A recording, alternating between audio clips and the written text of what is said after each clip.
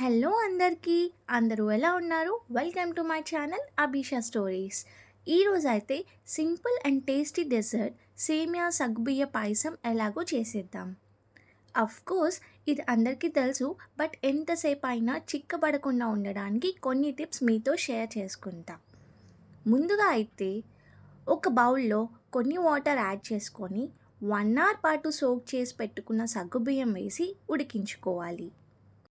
అది అలా మరుగుతుండగానే ఈలోగా వేరొక ప్యాన్లో 2 టేబుల్ స్పూన్స్ ఆఫ్ నెయ్యి వేసి మనకి నచ్చిన డ్రై ఫ్రూట్స్ వేసుకొని గోల్డెన్ కలర్ వచ్చే వరకు ఫ్రై చేసుకోవాలి. ఆ తర్వాత అదే ప్యాన్లో ఇంకొంచెం నెయ్యి వేసి 1 కప్ ఆఫ్ సేమియా బాగా రోస్ట్ చేసుకొని పక్కన పెట్టుకోవాలి. తర్వాత సగ్గుబియ్యం మెత్తగా అయ్యాక 1/2 లీటర్ మిల్క్ యాడ్ చేసి మరిగించుకోవాలి.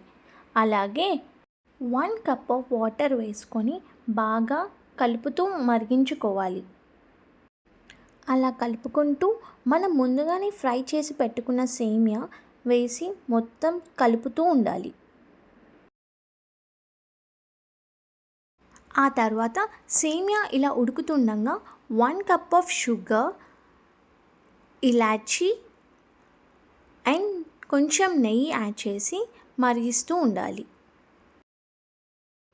అండ్ లాస్ట్లీ మనం ముందుగానే ఫ్రై చేసి పెట్టుకున్న డ్రై ఫ్రూట్స్ వేసుకొని ఒక 2 మినిట్స్ అయ్యాక స్టవ్ ఆఫ్ చేసుకొని సర్వ్ చేసుకోవడమే.